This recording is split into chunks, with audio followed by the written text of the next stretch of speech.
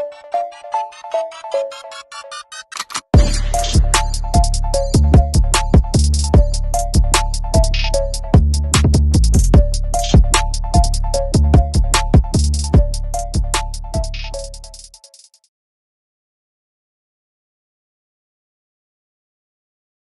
Mike, how you doing?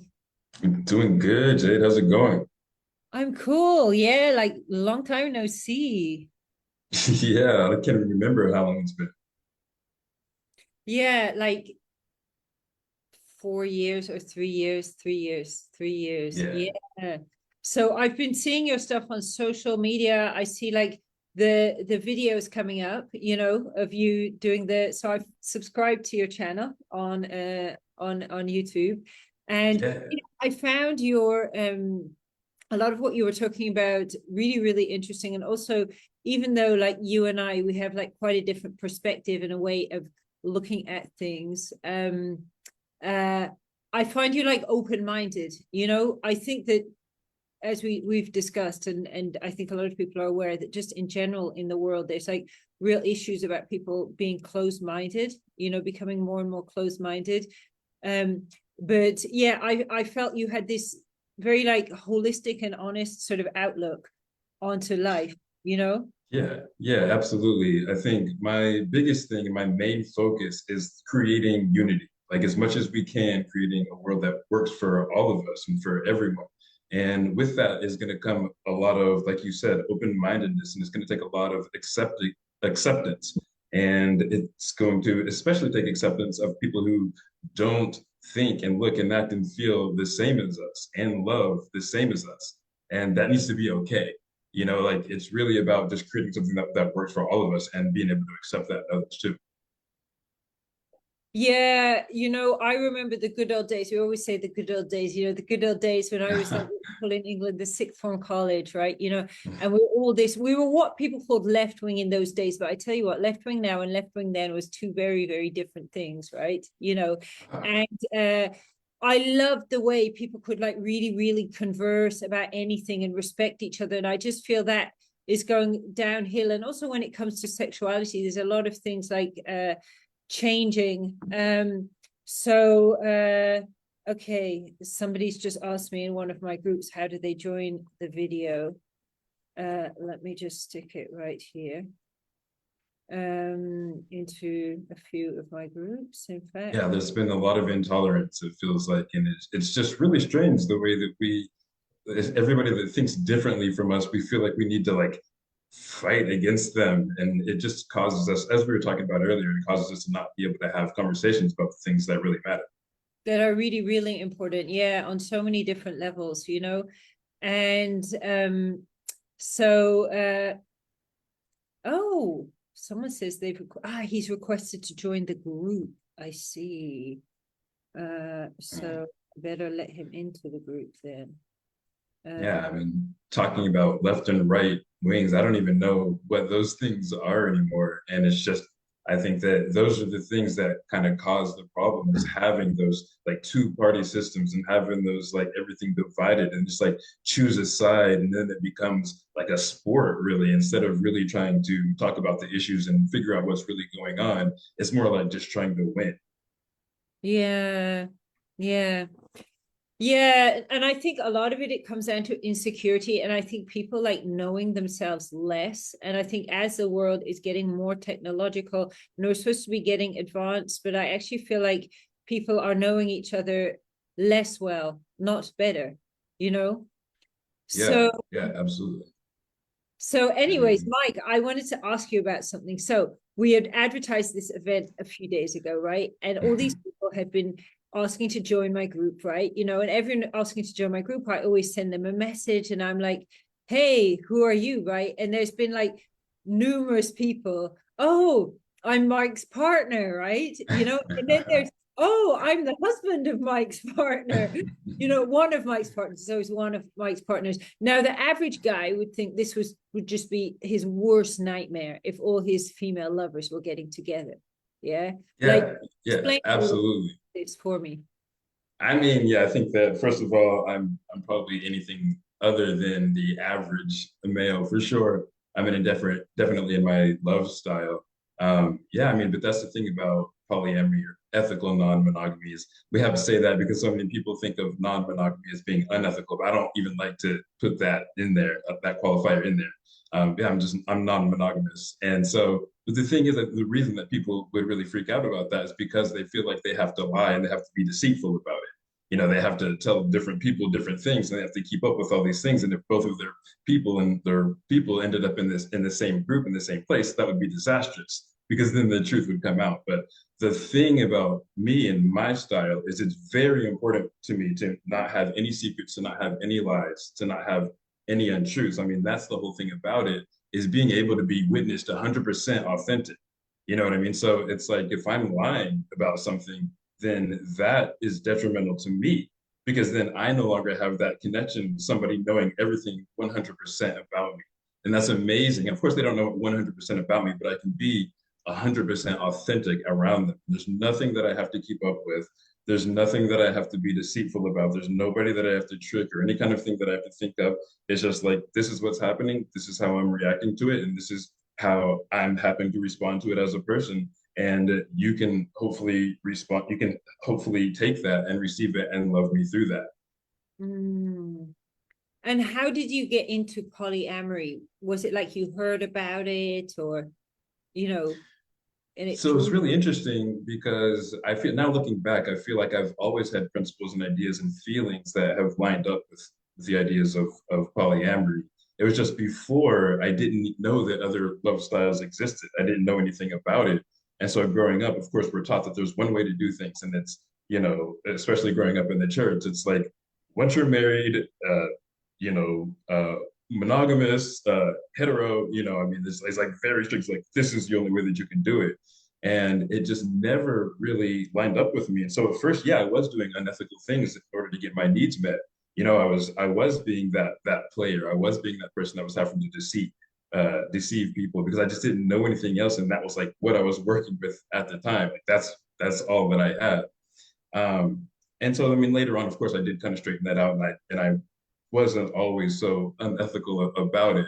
But then it was later on whenever I came from Compton really to Kansas, and that's whenever I met somebody, and really the same week that I got into what ended up being like a 3.5 year toxic monogamous relationship.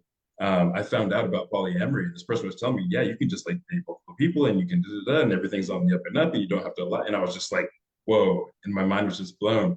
And so it was interesting because throughout that 3.5 year relationship, I pretty much had one foot. I mean, I was in all the polyamorous groups and I was all studying in it. And I was just kind of using it as an excuse to my girlfriend at the time. I was just like, yeah, I'm really into alternative lifestyles and things like that. But I mean, really, I was just polyamorous. And then, of course, at the end of that 3.5 year relationship, we decided to try the classic the classic rookie mistake, and we tried to save our relationship by going poly. And of course, that wasn't something that she was really into, but it wasn't working. Me trying to be monogamous, and so it eventually just fell apart. And then I was able to step into a relationship style that was just much more healthy for me, just kind of starting over and being able to be more free.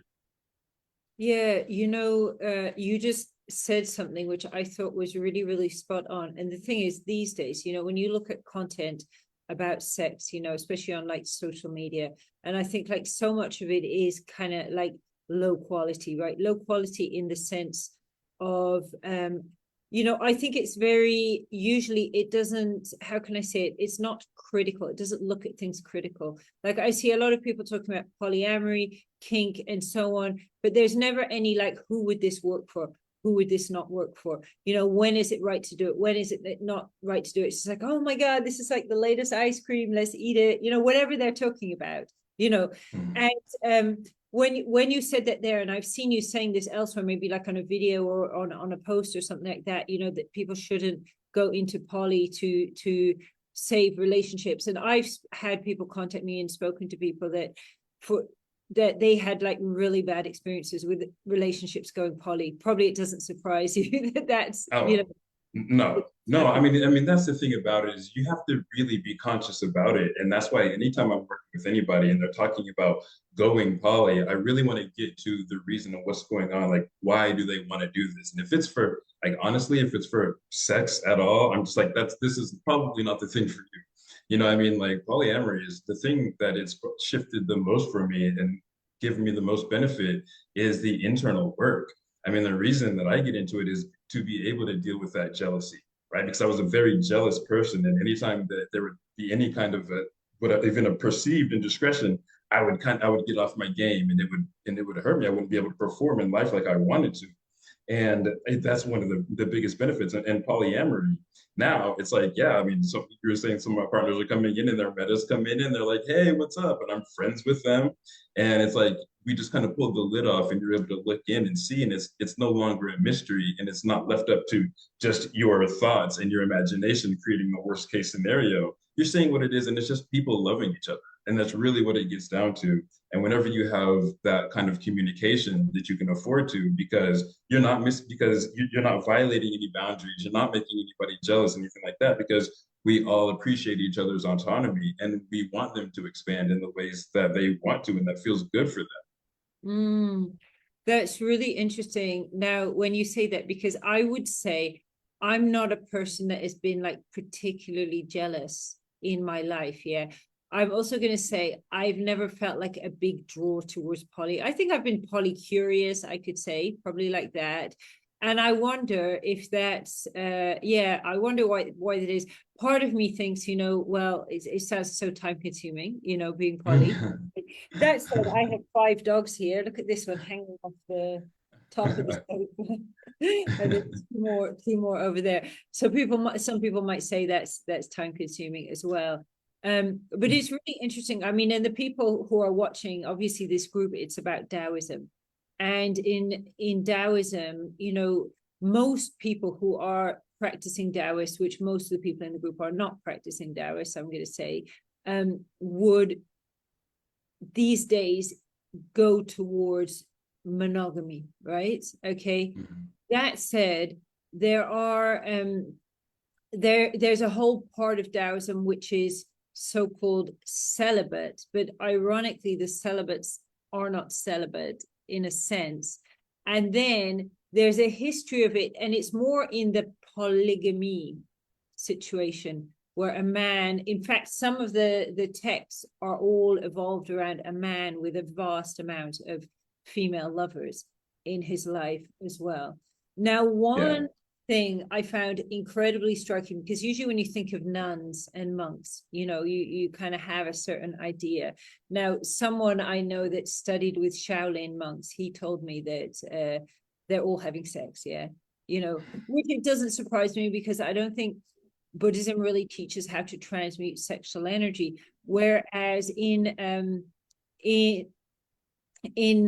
Taoism, there's a big thing about transmuting the sexual energy and less about whether you actually have sex or not. Just want to say hi to everyone watching live here on Facebook. Are you enjoying what we're talking about? Do you have any comments you want to stick in the chat? Let us know. Do you want to hear about the nuns who go around giving guys blowjobs in Taiwan? The blowjob Taoist nuns. Are you interested? I love that. Yeah. I'm not sure if I can see I don't think this is updating. I'm trying to watch it on Facebook at the same time, but this often happens to write comments, but I don't actually see the comments. So hey everyone, okay, let's talk a bit about like some Taoist traditions, and also specifically around like the Taoist tradition there's specific, these are specific people called the White Tigresses. There's several books written about them as well. And the idea with Taoism is we want to cultivate energy. Okay. Now, when we cultivate energy, if the energy is balanced, we're going to stay looking really youthful. We're going to like be sexy. So cultivating energy is very much about being sexy, being youthful, being in touch with sexual energy, but in a different way from your average Joe out there, right? One of those being that we're very relaxed and expanding into the sexual energy without needing it. I think another one is there's a big focus about it being an internal experience inside, you know, you. So it's all about you going within. Whereas when we look at sexuality out and about in the world, it's all like, I mean, look, how much more looking out can you get than looking at porn, right? Well, while you're masturbating, you know. Then obviously like there's the whole thing of like, you know, kink. I think in a way it's quite externalized. It's quite externalizing. It can be quite externalizing, you know? And even the whole thing. Oh, Siska, quiet. Sorry, guys.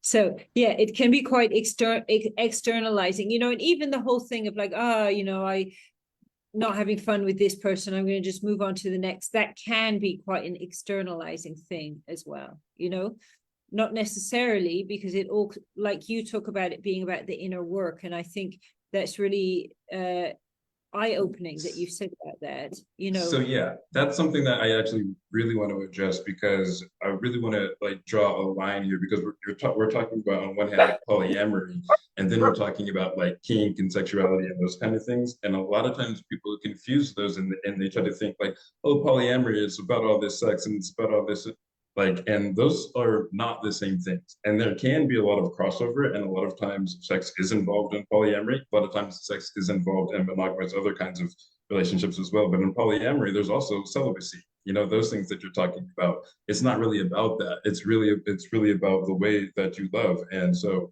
like for me in my polyamorous relationship, it has nothing to do with like, oh, I'm done with this or I'm tired with this, going on to the next one. It has nothing to do with polyamory. It has nothing to do with my style of relationship. Like I'm in 3 very committed, serious relationships right now, and I mean I'm very covetous of them. You know, like I'm really wild about my partners. It's the most important thing to me. And you know, I can definitely see there is something. I know that there are people that do that, and they are kind of serial monogamists, and they do things like that. You know, they get sick of one thing and they move to the other. And honestly, I think that is whenever things are not in balance. And I mean, you're talking about, you know, Taoism and this kind of energy. And as you know, I mean, whenever we met, we were actually in a place where it was very heavily focused on energy and tantra and that kind of stuff. And I play in that energy a lot with my partners as well. You know, it's very much about energy, and you're talking about transcend. Like you know, me and my partners, like we definitely, that's the same kind of verbiage that we use too. I mean, it's transcendent, and sometimes it's definitely physical, and it's definitely raw, and it's definitely earth, and it's corporeal for sure, absolutely. But definitely taking part and understanding and playing with the energy of it is really what that's the transcendent stuff as well. But I just want to make sure that we like separate that, like, and because that's one of the things that we have to fight against so much, because the word sounds the same, but polyamory has nothing to do with polygamy. Like that, those are 2 completely different things, and it's not anything necessarily having to do with sex either. Yeah, like those 2 can be there, they can overlap, but we definitely need to make sure that we're drawing that distinction. Separate. That's interesting, you know. And I think also when you take anything like kink, like polyamory, and all these things, they are to some degree being depicted in pornography, which obviously that is like the biggest media consumed by men in the entire world. Like there's more men watching porn than like reading like every single newspaper like put together. Oh, basically, yeah. You know, so it's like a massively influential social media. And I've heard, I mean, for example, about women ending up in bed with a guy who next thing he has his, you know, hand around the throat and he's trying to strangle her, and he probably thinks what he's doing is normal because he saw it in porn, you know. And porn does seem to at times portray a kind of, you know, it's not polyamory, right? Because that's not real kink, and it's not real polyamory. I think it can then get into people's minds certain ways of behavior, but they're not bringing it into the conscious, and they're not talking about it, and they're not having the kind of conscious, you know, like people can go to conscious kink events or be involved in conscious kink communities and have it be really mind expanding, where probably a lot of people have kind of bad experiences with it, you know. Then the same as that with poly. And I think that what was just coming up for me then is it's so important that we're being conscious about things, we're bringing them into the light, you know. we're not just kind of keeping them in the subconscious and having all these questions and just thinking, oh, I hope that's going to be okay. And Yeah. this is a huge problem with sexuality. I mean, my God, I just find like I've been having like my social media, especially on Instagram, like super censored recently. And I'm looking at the posts and reading them through, and I don't even understand why. Yeah, I'm being so censored. But it's like there's this huge taboo about anything to do with sex. And to be honest, when I see people writing about sex and they're like S and then dollar and then X, and I'm just like, why do that? Yeah. We need to talk about sex. We can't make it like this thing, you know. But you know, there's so many people with sexual problems, sexual uncomfortable about things, wanting things they can't talk about, just very, very confused. And it's causing like a massive, massive amount of harm. And I think even like a lot of even crime relates to actually sexual frustration, you know. And in terms of like cheating, and there's people who literally are so devastated and destroyed by someone cheating on them. But if only people could actually have like conversations, because usually if a relationship has got to the point of cheating, something's been going wrong for a while, you know, but it's never been about. Whereas you know, and I see this with Polly, and I do think it's definitely a positive that, hey, you know, if you're going to do that, hey, let's talk and let's all be comfortable and let's all bring it on the table and deal with it, you know. Well, that's what I deal with the most, and that's what I really love helping people with, because I mean, like you said, it's like stuff has probably been going on for a while, and a lot of it is probably, or in a lot of cases, as it was in mine, they probably just are they are more aligned with a different love style, and they just don't know about those because, like you said, we're not allowed to talk about it because there's so much stigma about it, and because people feel like if they even bring it up, then they're gonna get canceled, or they're gonna, you know, I mean, we live in this really puritanical time on earth. It's like people think that we're like really progressive. We've gotten more progressive and more progressive, like you were saying. But right now is a very puritanical time where we're not even allowed to talk about things, but that's not good. It's one of the most desired, it's probably the most desired, uh, one of the most sought after experiences in human experience. And it's literally the most natural thing about it. Like, none of us would be here without it. And so why not learn how to do it right? Why not learn how to do it healthy? But in order to do that, we have to be able to talk about it. And we have to be able to be accepting of different love styles, as we were talking about earlier. And we're just not there right now. There's just so much, anytime it even comes up at all, people, like you were saying, so I do know whenever you're talking about, whenever people are, you know, they'll do like S dollar sign or whatever, X or whatever, and they won't want to say it. I mean, a lot of that is because the algorithm will pick it up and they won't show it to people if you put anything even related to sex on it. You know, it's so wild. So people have to like to get around it. And I mean, I know a lot of it is part of the application themselves. Because I mean, I know I was like, I'm trying to advertise and things like that on Facebook. And if I try to put an ad, they won't even, if I'm even talking about dating, they even told me one time, because I was even talking about dating, didn't even have anything to do with sex. But just because it was talking about dating, which was related to sex, they wouldn't even post my ad. And so it's like, yeah, we're not even able to talk about these things, and there's no way that we can make progress and be as safe as we can with it. Mm. Well, the algorithm is really weird because I see some things that I'm like, wow, yeah, that's like pretty weird. That's up on social media. Right. And then other things, you're talking in a really sensible way about stuff, you know, but I did hear that they don't let male dating coaches who are talking to men on advertise, the reason being that there was a lot of people teaching guys how to be like pickup artists, and they wanted to stop that. So yeah. For sure. Yeah, and that's the thing too, though. It's like but then we're only talking about the negative side about it, because we also need to teach men the positive side about it. You know what I mean? Like, so, you know. We say in Taoism, where the attention goes, the energy flows, and it's like all the attention is on something negative.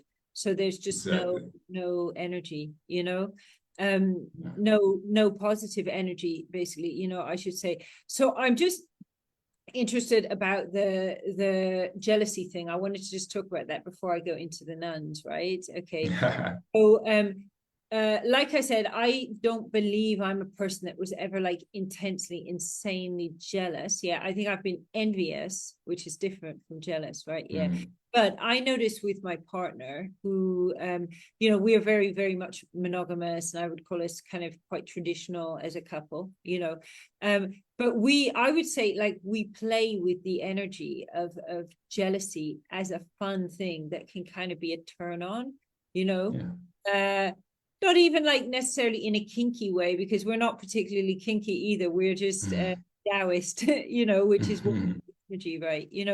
But when sometimes I see these posts and so on about polyamory, and they're just kind of saying like, oh, get rid of all your jealousy. And I'm like, well, jealousy can be fun, yeah, if it's in the consciousness. I think that's the key to it. It can be a tool to play with and have fun with it. I feel like it can create magnetism, as a couple. And I also think, like everything, when these the let's say neo spirituality or pseudo spirituality or whatever, and it's like, oh, angry is bad, oh, jealous is bad, all these feelings are bad, but these feelings are just part of how we feel as human beings. And I think what's important, and I suppose this is what you've kind of been saying you've been doing, is learning to navigate the feelings. Yeah, I mean, absolutely. And I want to make something clear here. I have not like transcended jealousy. You know what I mean? Like, I definitely still get jealous. That's definitely still a part of me. But the thing that it is for me is whenever if I don't like, I always want to say that I wanted to be bulletproof. I don't want something to be able to control it. Like if I wake up and then my partner or somebody that I'm interested in is going on a date with somebody, I don't want that to ruin my whole day. Like I can't get out of it, and it just like I don't want that to be able to control it. And that's where I was before. It wasn't in a place where I was like having fun with it or playing with it. Sure, absolutely. I'm so happy that you and your partner, and it makes you deeper and closer.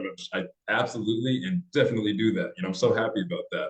But what I'm talking about is like, yeah, it was like devastating me in a way that like I wouldn't say that I was just like completely like like I'm gonna like harm myself or anything like that.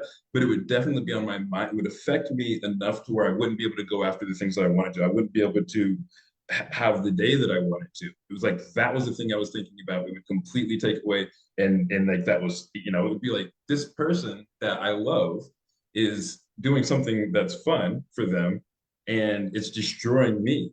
What does that say about me? So I need to know. This is the work I need to go. I need to go internal so I can have what we call compersion. It's like, hey, this is the person that I love, and they're doing something that's fun. But it does. I don't need to be there for me to be happy about that. I love them having fun, and so really being able to shift kind of that perspective to where it's like I don't own this person, and anything that I really need, I can give to myself, so that I don't need to let that ruin my day. I don't need to let that ruin my energy. I'm just going to do the work of myself. And if I am feeling kind of some kind of a lack or something like that, then I'm going to go give the whatever I feel like I'm lacking to myself, because I always have me. So I'm bulletproof.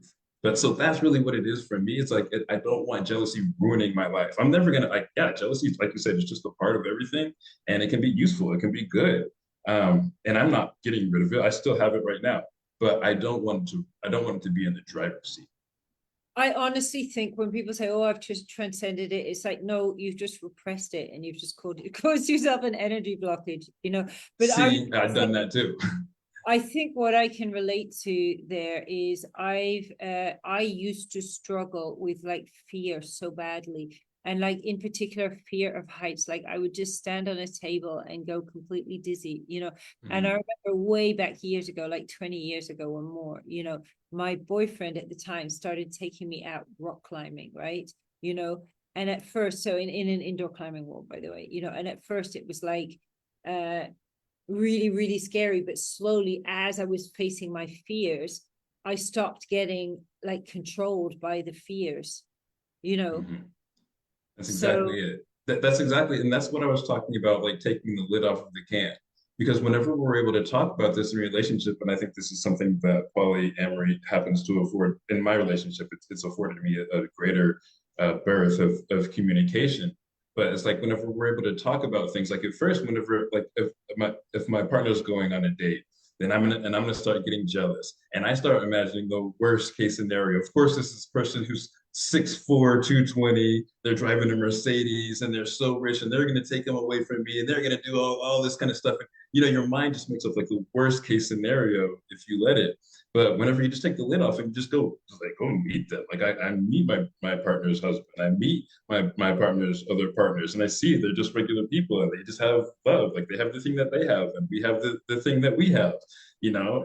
And so it's like we're able to just, like you said, it's just being exposed to it so that you're able to see the reality of it and you're not stuck Mm, only with left to whatever your imagination is gonna think mm. up, because that's usually the worst case scenario. Yeah, yeah. Makes sense. Makes sense. So, should we talk a little bit about what these nuns and Taoists do? You know, I and would maybe love for to people hear about that. who aren't watching, because this can kind of seem a bit weird and shocking, and it first shocked me at first when I first heard about it, actually, you know. So what is Taoism all about? If you're a practicing Taoist as opposed to a theoretical or religious Taoist, what you're actually doing with your life is you're cultivating energy and you're doing these exercises and these practices to build up energy.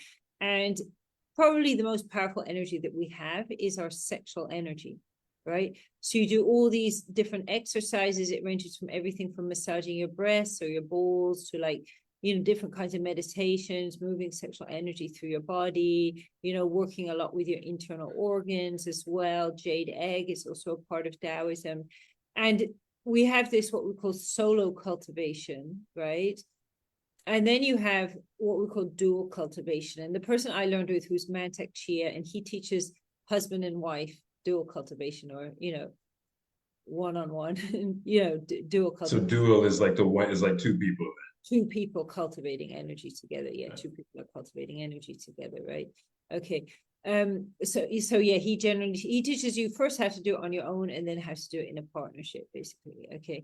So how does that work? You know, that the man and the woman, but it can be done by lesbians, it can be done by gays, it can be done by transsexual people as well. But it's generally, the texts talk about man and woman doing it together. It does appear to be that in the culture there was a lot of some kinds of sexual contact between women was quite common as well. I think that for non-gay men, it's not encouraged to have sexual relations, but for non-gay women, was thought of as healthy, from my understanding of it, from some texts I've written. I guess like looking at the context would be like maybe that the man had, you know, 10 or 100 or whatever wives, and he'd go off and he'd leave his wives together, and they would take care of each other's sexual needs, so to speak, you know. And I was reading about, they would like make like a model of their penis out of either wood or jade or something like that. So like a sex toy, actually, and leave it with the main wife for her to take care of the needs of the, you know, of the other women while he was away, basically, you know. And so now about these white tigresses, right? I found out about them, and I will be honest, when I first read the book, I was quite shocked about it, because Yeah. what are they doing? Okay, so there is this whole thing in Taoism as well, which is called sexual vampirism. Okay, now obviously vampirism, in a way, is happening unconsciously all the time, you know, but then there's conscious, and it's a part of life in a way that, you know, we give and take, so to speak. We can say, yeah, obviously some people are more energy vampires than others, but then there is this whole strain in Taoism, which is actually about taking other people's energy, right? Okay, it's something that I would say the modern Taoists pretty much disapprove of, you know. However, when you look at the traditional people practicing from this cultivation, the idea is, for example, when a man and woman has sex and the man ejaculates, he loses his jing energy. Okay, when a woman orgasms, clitorally, I would say a clitoral orgasm would cause her to lose the jing energy. Full body internal orgasms do not cause the loss of the jing. Okay, so the idea is you refine your own jing which is your essence, which is linked to sexual energy and DNA, but it's not any of those single things. It's them and those things and more, right? It's kind of what creates us as physical beings. So when a man and woman, say in a partnership, are dual cultivating together, they're sharing the energy and growing and working with the energy together. So I think that's the main reason why most Taoists are monogamous, is that they prefer to just do this with one person, because if you're cultivating with one, then you're cultivating with another, it can become like awkward. Now, interestingly enough, it seems to be from one book I read that a lot of the texts that have survived are actually talking about more like what could be referred to as a vampiric approach to it. So taking another person's energy. And I believe this grew up around, for example, you had the actual emperors. They might have like 3,000 female lovers. And I do believe some of them literally ejaculated to death. Yeah. So, you know, It's overkill. They did an experiment on rats. And who's watching knows this experiment on the rats. And if he just was with one female, he would have sex and then it would be chill. But if he had endless females, he would have sex until he actually died. And apparently this can happen with people. I have heard that.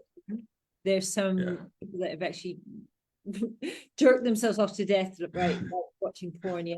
So anyways, like with that, given that explanation, a lot of the texts seem to be, the guy does not want to lose his energy, because imagine if all 3,000 women take his energy by the semen, he's going to be screwed. Yeah, basically, you know, quite literally in more than one sense, you know. And so he's trying to make her come first, which kind of has a nice side to it, because then he'll her energy if she comes first, right? Or if he comes first, he'll take his energy. There's also elements of it where if you learn to work very well with energy, like anything, you can suck another person's energy. I'm just going to say, someone like myself is going to know, yeah, I don't want to take someone else's energy, especially as I'm cultivating my own energy. I don't want to be picking up someone's bad energy, and do you know what I mean, and traumas, what you have it anyways, you know. But so it's not something that Taoists go around doing or consider is a good thing to do, just to say, but there is a lot of historical text about it. Now what they do, it's not quite okay. So even say, for example, what I've heard from someone is, even if like you met a sexual vampire, right, and a woman, right, and she was having sex with you and she was sucking your energy, it would take about 3 weeks of you having sex to notice drainedness going on. And it's not like you're going to just, it's not like Dracula that you're just going to like drop down dead or something. And hey, we can have sex with people and feel drained afterwards, because it's not an match. Anyways, so to get back, I just wanted to know, do you know if there's any like if does it ever talk about any kind of like defense against that kind of energy, or if they're just like completely I mean, if you have strong energy, and I actually realized at some point when I was cultivating energy, I had to be very careful who I was having sex with, because it was actually like, if my energy would be too strong for like a lot of men, it would not be good for me to partner with them. You know, I could end up like actually like causing havoc with their system just because of my own energy was too strong. So I would say cultivating your energy, building a force field around you, you know. But I think also like awareness of what's going on, because what do these guys, how do these women take the energy, right? So they generally have like one male partner who's a monk. They don't generally have penetrative sex with him. But what they do is they give oral sex. Yeah, they suck his dick, give him a blowjob, whatever you want to call it. Okay. And the idea being is they want to take the jing from his pre-cum, not the actual cum, but the pre-cum. Now, presumably, if the jing is coming out of the pre-cum and not the cum, I don't even know how much energy is possible for the guy exactly to be losing, right? Okay. But she would do things because, for example, when there's arousal, you can work with the energy. So it was talking about them even doing things like going on the bus, dressed really sexy with short skirts and kind of opening her legs towards a guy, getting him horny, and then meditating with the energy. Again, in that situation, I don't see how she could be taking a lot of energy from him in that circumstance, especially doing it like one time on the bus. And it seemed to be she would have a number of other male partners, some some maybe long term, some maybe short term, who should be doing this harvesting of the jing out of the pre-cum. Now, a lot of them would know what she was doing. Not everyone would know, but a lot of them would know, right? I mean, when I first heard about this, I was like, oh my God, this is like vampirism. This is really, really bad, you know? Was speaking to a male friend who also cultivates energy, and he goes, look, come on, Jade. Yeah, he says, if one of those sexy women came up to me, or like 99% of guys, and said, can I suck your dick? I'm going to take some of your energy from your pre-cum, yeah. What guy is really going to be like, oh no, you know, I'll sacrifice a little energy for yeah, you that. know, thing is, you know, maybe they get back from the scenario. I can't say I fully understand it, yeah, but I just think like it's super fascinating. This whole way of life. I mean, they're apparently some of them are like 60 years old and they look about 25. Yeah. Wow. But a lot of them, they have this like mad way of like rubbing their breasts, doing things with their feet, with their vagina. I've tried some of the exercises. Sometimes they're like quite profound. They're very, very detailed things like that you end up sort of doing with your body as well. Like very detailed and kind of intricate, you know. Yeah. But it's just very, very interesting because it's like this is a culture that's probably been around for thousands of years, you know.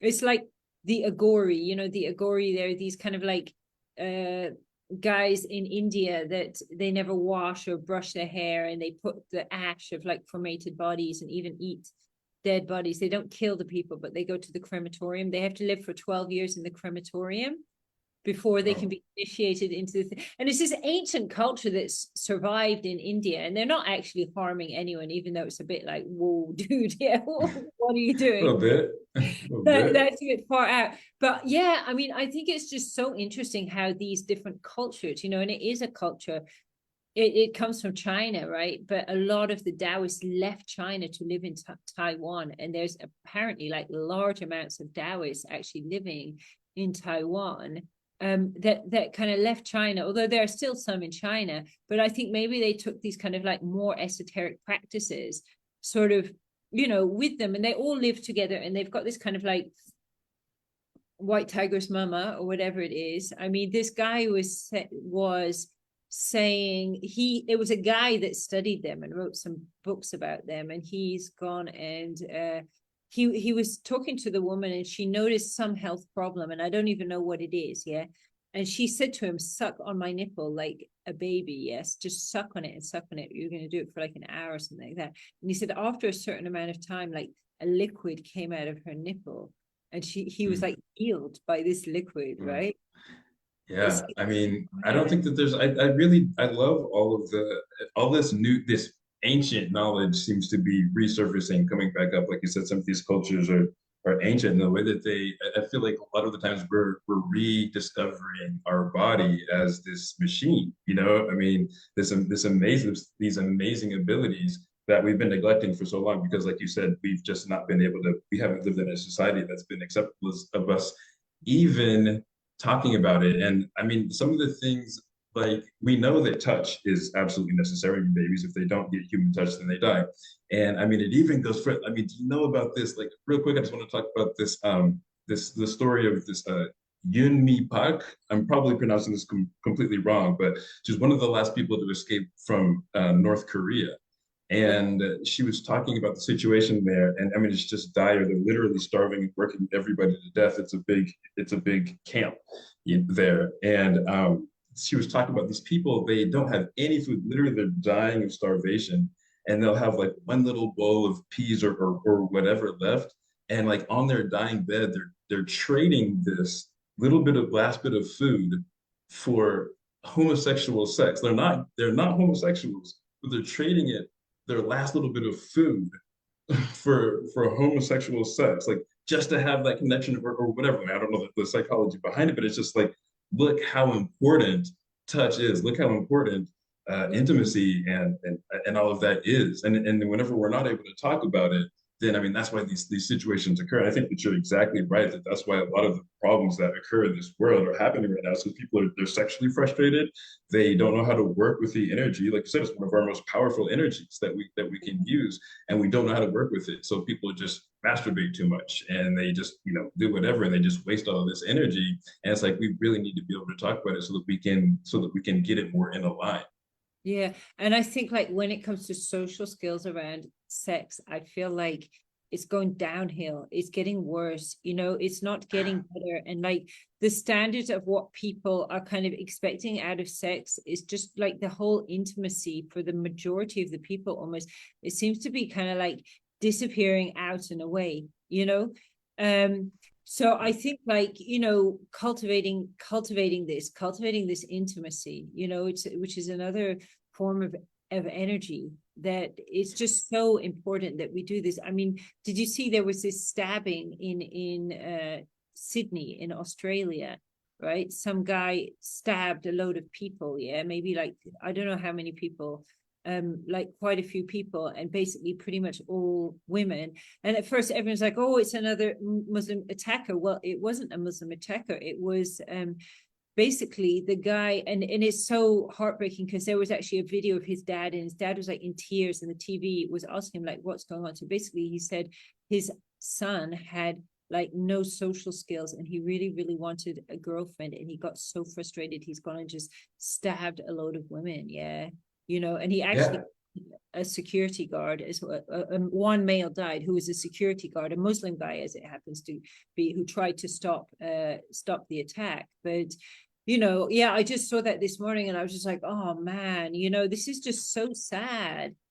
We're in a connection crisis. We're in a connection crisis, and it's like this perfect storm of everything that's coming in that's helping us to just stay separate from each other. I mean, we're more connected than ever because of our devices, but then we're also more separate because of them as well. I mean, I think they were talking about in the Japanese culture, there's like 5% of people like don't leave their house at all because they're just so frustrated and just over it. And they've been doing things like renting sisters and things like that, so just so they can have some kind of a connection. And I think that you're talking about something earlier.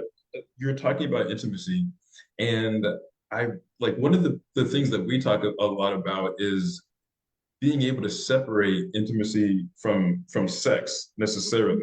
Because a lot of times people they think, oh, intimate, oh, that's sex, and I gotta, oh, like whatever. And I mean, if you look up intimacy in Google, it says like to be well acquainted with something, and I talk a lot about the inside out method, which is, there's three connections, and it's the first one, and it is in order, is to yourself and be in the intimacy with yourself and being connected with yourself and having self-love and self-acceptance. I think that's where a lot of it stems from, because then we a lot of times we want to skip to that second connection, which is connection with other people, which is the outward, like you were talking about. And whenever we try to get to that one before we've taken care of what's inside, then of course we're going out there unresourced. We're going out there with not knowing what to do, not knowing how to ask, how to get our needs met, and a lot of times not even knowing what our needs are, not knowing what we want, what we need, because we're not connected to. And I mean, if we really get into it, we do know on some level what we want, but really what it is we don't accept it. We don't accept what we want because society, because our teacher, our parents, pastor, whatever has told us that it wasn't good and that we weren't able to go after that, and that it was bad and we need to get rid of it. And so, and then we don't have any platforms to talk about it. So we just push it down, and then we go after the thing that we do know, which is just trying to get it from somebody else without any resource at all. And I think there's a lot of, I think what you call serial monogamy, or like a lot of people having like casual sex, and it's not coming from an empowered place, that maybe No. some people are just looking for what we call not just on the bedpost. I think you might call it a body count out in the US or something like that, or maybe that's just the modern word for it. Or, people are literally like having sex with people out of insecurity, or like hoping they're going to somehow find themselves or liberate themselves. And often it just ends up it's not done consciously, and it just ends up with like That's it. negative results. That's it. It's not conscious. It's not conscious. And I feel like the people that have the message are kind of being stifled right now. You know, it's like, and this is why you said you've been seeing a lot of my stuff come out. It's like, yeah, this, I feel like this is the time. It's like we need it. We need men, we need people who are more conscious and who are more connected with themselves, and then are able to share that with Yeah. their partners, with their peers, and with the world. Mm. And I also think like when you look at kids growing growing up these days, you know, I remember when I was a kid, right, you had got some porn magazine and it was like a woman with like, you know, saggy breasts, right, a big hairy vagina with her legs open, and it was just like such a normal looking lady, basically. You know, I remember when I first saw porn, that was what I saw, you know, and I was just like, Right. whoa, okay, you know.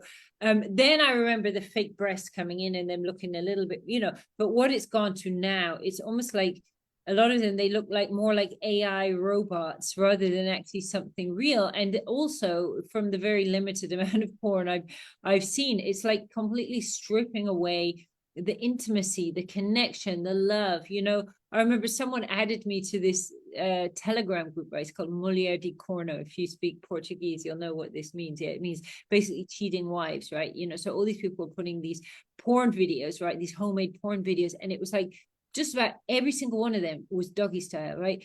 Not to say there's anything wrong with doggy style, not to say you can't do doggy style, but it's also a less intimate kind of a way to, do you know what I mean? In a Yeah. way, it needs to be very intimate, in my Sure. opinion, to do that. But a lot of people actually do it when they're not intimate. And what happens with so many women is the whole vagina shuts down. They stop literally Mm. feeling anything in the vagina. They need like really, really rough sex and a big penis, like even to feel anything.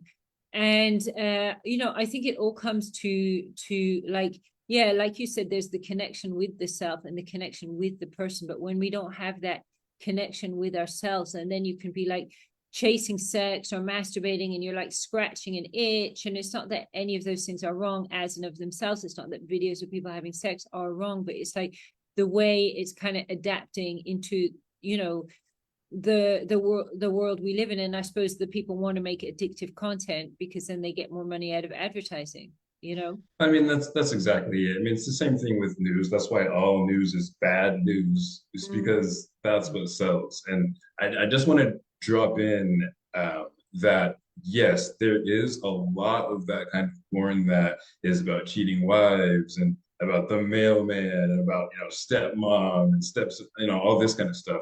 But I do want to say that there are sites that they're a little bit harder to find, but which is not as popular. But there are sites that do focus on real. Like I know one for sure called Lustery, and it only allows real couples to come on and share like their actual real experiences. And you know, like I don't know what your take is on porn or whatever, but I just want to say that to people who are going to watch porn, if you are going to, then yeah, find healthier examples because they are out there. Lustry is one of them for sure.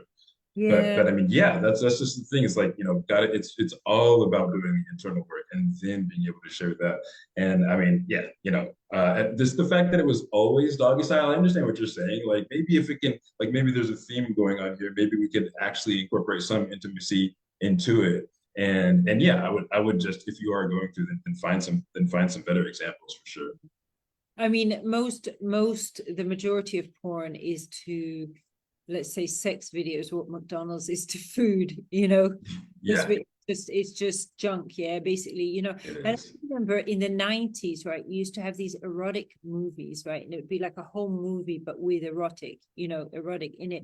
But have the whole story and the emotions, and I found it like really, really beautiful, you know. So when I've seen porn in my life, I've just found it like really dry. And so I'm fine with like erotic movies and so on, but when I've seen like porn, I just always reacted to it just like, this is like something in it just felt yucky, you know. And also I've heard that often the actors in it may feel pressured about things, or there may be drugs being taken, or they're not very like it's not a hell yeah coming from them. Do you know? Um, I do know about that, and I have actually had the chance to be in the industry, and I've talked to some of the really top stars and seen what they've said about that. And I mean, these are people that have like businesses and they're entrepreneurs and they've blown up their business really big. And so, I mean, listen, of course, I'm sure there's going to be that. I feel like there's going to be that in a lot of industries, and surely, especially at certain levels. But I would just say they have podcasts out, and I would just say do your research and talk to some of them about that for sure.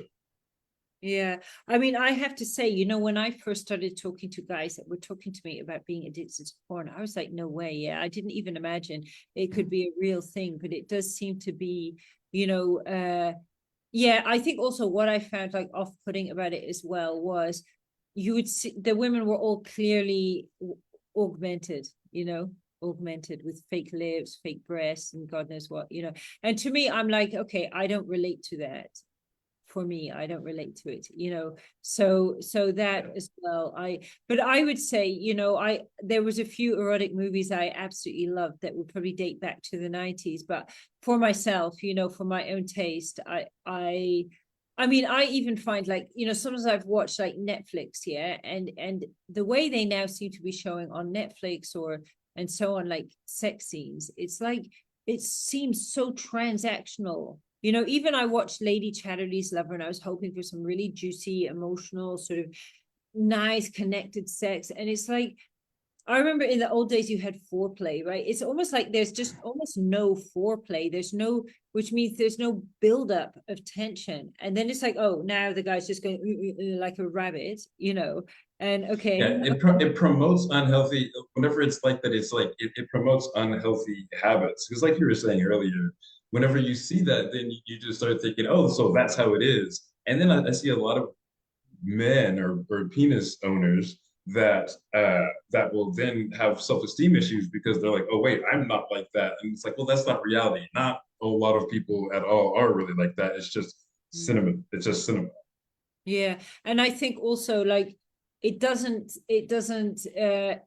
promotes like, oh, quick, have sex and release and have your orgasm and finish. Yeah, Right. where it's like it's definitely not. Although I do remember a friend of mine sent me this video that was actually on Pornhub, and I remember it was showing, I think the lady's hand and the guy was just going like this on the hand. It was actually a tantra video. I don't even think it involved sex. Yeah, it was There yeah. are sites that are dedicated to that have, like I was saying earlier, that are just dedicated to Tantra that are more high vibe. It's just that you kind of have to know what they are. You kind of have to search them. But yeah, they are out there. And if you just search like regular porn, if you just find like whatever, it's probably not going to be anything good or anything else. But and anyways, I was watching this thing with a hand and I was thinking, oh my God, that is so sexy, right? But then I was also thinking, like, a lot of people would be, and this is what they say porn does, it's like it desensitizes people so that then looking at that isn't, they say then people need like more and more and more each time. And I think that that's like a danger actually, if we're not practicing self-awareness, which is a form of cultivating energy, or we're not cultivating energy, it's like whatever we're doing, whether this is about sex or other things, it's going to lose its thrill, and then Absolutely. we're just going to start getting bored of everything, and then we need more and more and more. But when that's going on, what's happening is we're draining the energy, and then people often end up just feeling very numb, whether in their sexual organs or in the rest of the body. Whereas when you cultivate, you can actually turn that around and start to really increase your feeling of the energy, but with less action needed, so to speak. I love that. I love that. Yeah, there's something called hedonic satiation, and it's just exactly what you're talking about. Whenever you get a whole bunch of something that you like, eventually you're going to need more of it, or you're going to be not as attracted to it. And that's just the key with anything. Like that's just the truth with anything. And so I do like to make sure that we talk about that. Like that's the truth with anything. So yes, with sexual energy, it also is true. And then, like you said, we need to be able to talk about these things so that we can know how to do it consciously so that we can replenish it and so that we can work. I mean, we have gift of speech. Yeah, I think apparently dogs, they can understand like 100 words in their lifetime or something like that. This one, obviously, she understands every word, and she's Every word, half human, half clearly. dog, the Google of the house. But They say the course. average dog can understand 100 words. Think how many thousands of words, and the way we can put them together, the way we can be so articulate. And it's Right. such a gift that we have this as humans, you know, and that we have the ability to connect with each other and to talk, you know, and to have sex and to talk. It's just amazing and Yeah. incredible, you know. And I think the It- more that we do it, the more that we talk about this stuff, I think it actually increases our general sophistication as people, because I think that so many people, if they just actually found a good relationship with their sexual energy, it would change so many things in their life.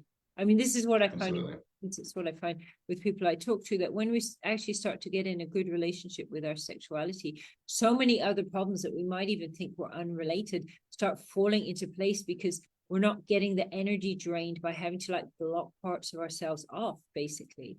And Absolutely. Absolutely. Yeah, no, I mean, you hit it right on the head. Everything kind of stems from that. If that's our most powerful energy, then if that's going to be out of alignment, then of course that misalignment is going to manifest in everything that you create and everything that you do. So whenever you fix that, it's like it flows out into everything and it just sort of writes, like you said, something that you didn't even know that was wrong, but it can fix that too. I mean, society talks about sex like it's a bad thing, like as if, you know, a guy looking at a woman, which obviously there's ways of doing that that's can be Right. right. But the fact is, hello, we want sex. Yeah, men like women, women like men, women like women, men like I men. mean, It's fact of life. And it's like this kind of weird culture. I don't know what you want to call it, the PC culture has tried to just make it like, you know, a guy looking at a woman like it's like the epitome of all sins. And you know, obviously there's like a lot of trauma related to that as well. But actually, when we can just be real about it, instead of like, you know, there being like so much fear around it, and you know, and it's not to say like society gives sex a bad name, and on one level, there's a reason for that, because people are in such a bad relationship with their sexual energy. But it's kind of right. like, imagine if like every time I cooked for someone, I gave them food poisoning, you know, and that's kind of what's going on with sex for most people, that they're just doing such a bad job. And, you know, and I truly think like even just normal sex in a monogamous relationship, like it can be terribly harmful for people, because people are Yeah. just not aligned, you know, and they're not honest and they're not, yeah, Well, that's exactly you hit it on the head. So that's almost the exact same analogy that I use is comparing it to food because that's what society does is they tie sex to one of the most dangerous things. Like they'll tie sex to addiction or yeah, abuse and be yeah. like, yeah, see, like rape and all this kind of stuff. And I'm Yeah, like, yeah, but that's not when you type, sex. That's you know, when you type sexual into, like when you're writing an article and you put sexual, it will come up with abuse, harassment, right, all those words. It will just automatically come up. Even though I always write about sexual energy, it's like not put on, and it's not putting the energy. It's always like abuse, it's always like these right, negative things that have to come with it and after it. And it's not to say, you know, obviously, yes, it has the power when we're not sure. conscious, when we're not working with it, it has the power to cause all this harm. But at the same time, it also has a power like for so much good. And actually, Mantak Chia, well, he says a couple things on this one. One of them is sexual energy in Taoism. It's what we call a neutral energy. It's not good, it's not bad, but it amplifies everything. So it's an amplifier, right? Yeah, Okay. Then another thing he says is sexual energy will always be there. You can't run away from it. So just make it your best friend. Yeah, that's another thing. Yeah. And exactly. then the third thing, which is apparently an old Taoist saying, is actually sexual energy is a superfood for your soul. And it's the most powerful spiritual energy that we have. And when we work with it and we allow it to take us on the journey, you know, by consciously working with it, it is absolutely so life-changing. Absolutely. Oh, Mhm. that's perfect. That's perfect. But that's the thing is it does have the power to do so much good, and it does have the power to do bad, but only whenever we don't talk about it, whenever we Yeah. put it down, and if we don't discuss it, we make assumptions. And people are scared, like, oh, if I don't repress my sexual energy, I'm going to like turn into a rapist. But in reality, when you look at these people that become like sex offenders, you're almost going to find inevitably some massive history of like sexual repression, lack of healthy love and affection and intimacy and connection with women. And, you know, there's going to be some like major energy block, basically, that's going Right. on with them that actually can be healed and can be resolved. And if we had a better way of talking about this instead of, like social media trying to censor us and so on, it would Exactly. just make such a huge difference in life. Yeah. That's my main message right now. Like trying to create unity through free expression and sexual freedom, Mm, basically. Yeah. amazing. Yeah. So this has been so nice, so cool, Mike. Yeah. Right. We've been Absolutely. like over an hour. I hope that people have enjoyed it. So I'm going to say goodbye now to